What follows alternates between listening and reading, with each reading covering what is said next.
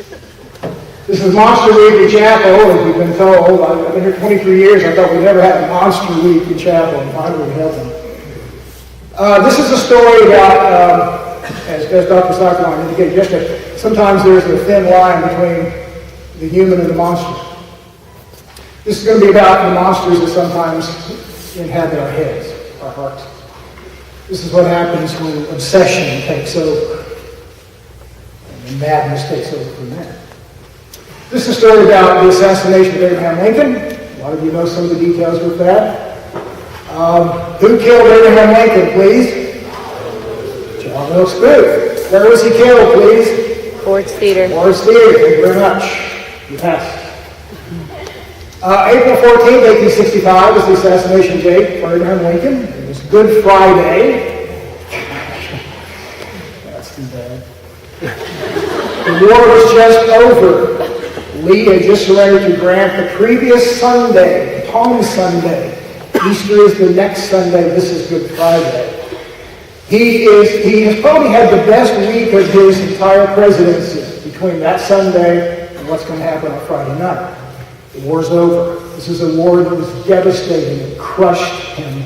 There are 620,000 men die in that war. It is a bloody mess. People died in industrial quantities. And he's president of the United States. It's been a rough presidency. He's had a son die in February of 1862. His wife Mary was never the same after that. Lincoln was despondent a lot. He was depressed a lot. There are actually two occasions when he went to the cemetery where his little boy was interred in a mausoleum, and he actually had the coffin opened up so he could look at his boy's face one more time. These people do not have a pleasant presidency. And then on April 14th, 1865, he'll be killed.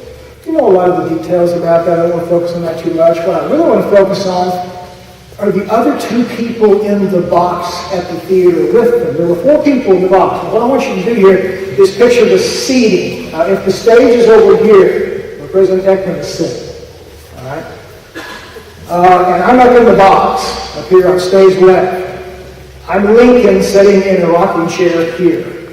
Next to me is my wife, Mary Lincoln. Next to her, and these are probably the two people you don't know about, is a woman named Clara Harris. She's 20 years old. She is engaged to the man at her right, Major Henry Rathbone, who's 28. They are actually step-brother and step-sister, by the way. Engaged to be married, four people in the box. Fast forward through to the point where Booth comes into the box. Booth, of course, knew the theater. He read in the paper that morning that the president was going to be at the Ford's Theater, which he went to a lot, by the way. Lincoln went to the theater hundreds of times during his presidency, just to kind of have some distraction from the war. But he read about Lincoln coming to the theater. He decides, okay, I'm going to kill him today. He's been plotting these kinds of things previously, kidnappings, all kinds of stuff. He's got a gang together. They're going to target on the same evening, Friday, April 14th. They're going to target the vice president. They're going to target the Secretary of State. Nobody succeeds in their assassination except for Booth, unfortunately. The night of the assassination, he will come to the theater after the performance has begun. This is actually a British comedy called Our American Cousin. It's not particularly funny to us if you read the text. It's kind of one of those period pieces. The Lincolns came late, actually. The show had already started. They come into the theater, and the way you got into the box where they would be seated, you had to actually come down a hallway outside the theater, back of the seating, and then you came out a door into the theater where you'd be seen by the audience, in fact, right behind the back row of seats, and then you'd turn and you go through a door here into a vestibule, just a foyer, and then you'd open another door into the actual box, into the box where they were going to be seated. So they're in the theater, all four of them, Lincoln, Mary, Clara, Henry. Booth comes into the box. Of course, he has to come down the hall, into the back of the theater. People saw him, they just didn't think anything about it. He walks into the vestibule. He's prepared that room already. He's got a bar for the door. He's drilled a little hole in the wall so you can see the back of Lincoln's head. He comes into the box quietly, of course, with a pistol identical to this one here. This is a Philadelphia Derringer. It's a one-shot pistol. Ball's about the size of a nickel. Comes into the box, stands behind Lincoln, puts the gun right here behind his head, right here on the back left, and then pulls the trigger. The ball entered Lincoln's brain. It lodged behind his right eye. It was absolutely inoperable. He suffered for the next 9 hours. They took him across the street. Of course, there was absolute pandemonium when this pistol shot goes off. She screams. His hair screams. Henry Rathbone jumped up at that point and tried to stop Booth. The pistol shot has gone off. Booth is in the box. He has a one-shot pistol. He then pulls a knife out of his coat. Henry Rathbone jumps up and then leaps toward him to wrestle him to the floor. Booth will then stab Rathbone from the elbow to the shoulder. It's a long, bloody gash. He falls down. He gets back up. He tries to wrestle with Booth. Booth jumps on the railing in the box. Rathbone reaches for him. Booth jumps to the stage. He's off balance, breaks his leg, runs across the stage, backstage, gets a horse out in the alley, and then rides off into the night. Well, you know the story of the rest of Lincoln's life. He doesn't recover. He's unconscious the entire time. Taken across the street to the Peterson house. They place him in a back room on a bed too short for him. He has to lay diagonally across the bed. Lays there and moans all through the night. The doctor that was attending him finally figured out that what he needed to do to relieve the pressure on Lincoln's brain, that's why he's moaning, is he needs to reach into that bullet hole and pull out clots of blood and tissue that will then allow that hole to drain and take the pressure off of Lincoln's brain, and then he'll stop moaning. And then it'll build back up again. You have to repeat that all through the night. Mrs. Lincoln is in the front room at the Peterson house, absolutely despondent, just wailing her head off. Clara Harris is there with her. Major Rathbone is still there. He will eventually pass out from the loss of blood. Clara Harris's dress, she's wearing a white dress, white satin dress that's just covered in blood. Her face, her hands, she wrote later, were covered in blood.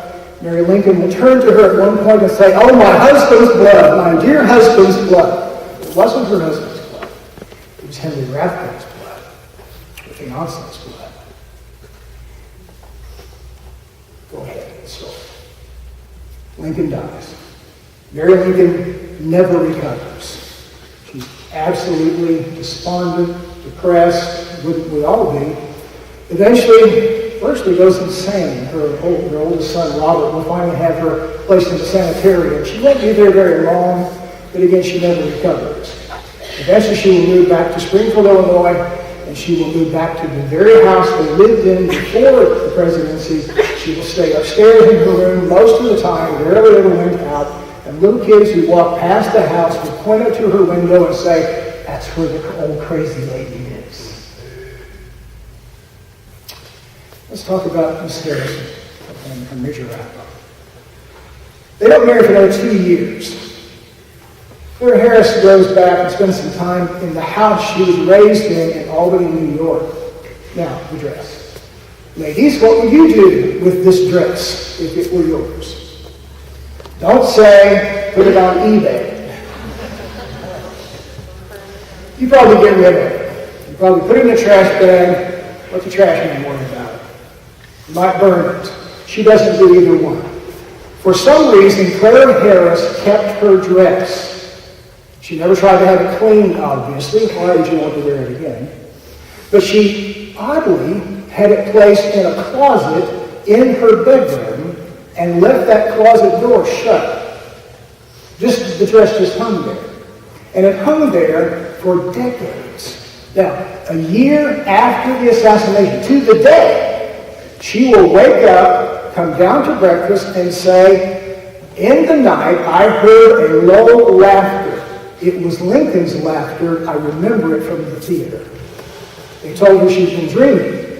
A year later to the day, a friend was staying in that room. He came downstairs and told the very same story. In 1867, they will marry. It's not a good marriage. He will become increasingly insane. He will obsess the rest of his life about what he should have done to save President Lincoln. Now, nobody ever accused him of failing, but he gets it in his head that it was all his fault. You know how that works sometimes. You think it's all your fault. We obsess about stuff. We let it chew at us. We let it eat at us. It finally consumes us sometimes. And it will Henry Rathbone.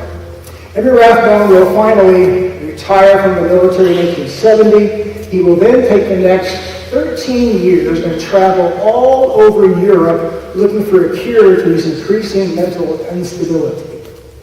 He'll go to clinics and doctors and spas. Nothing seemed to help. And with each passing year, he's just slowly going insane. In 1883, 18 years after the assassination, he will come into his wife's room. They were living in Germany at the time. He will come into his wife's room that morning at dawn. They slept in separate rooms. And she will say, it's awfully early for you to be here. He will say, I wanted to see the children. A minute or so later, there will be a gunshot in the room. Servants will rush into the room to find a horrific scene. Major Rathbone had shot his wife as Booth had shot Lincoln. He will then take a knife and stab himself 6 times as Booth had stabbed him. She, like Lincoln, will die. He, like himself, will live. He's absolutely insane. He will be placed in a sanitarium in Germany where he will live until 1910, for 27 years. Increasingly insane. Delusional, paranoid, believes they're spraying gas through the walls to make him sick. The Rathbones had 3 kids. The oldest was a 13-year-old boy when Rathbone killed his mother. This guy, another Henry Rathbone, will become a U.S. representative in the House. In 1928, he will actually propose that Ford's Theater be restored back to what it had been when his father and mother had witnessed the assassination of Abraham Lincoln. In 1911, his father dies. The year before that, in 1910, the son of Henry Rathbone will go to the house in Albany to the closet, which, by the way, eventually Mrs. Rathbone had that closet door literally bricked up. She had tuned the dress for decades. And the son goes to the house in 1910, tears the bricks out of the door, and takes the dress and does what someone should have done years ago and burned it. He told everybody, that dress has always been a curse on our family.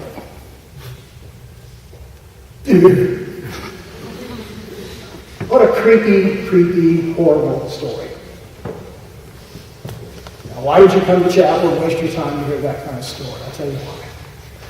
This story is about madness and obsession. You need to be very careful not to become obsessed with the wrong stuff. Not to let the crazy things make you crazy.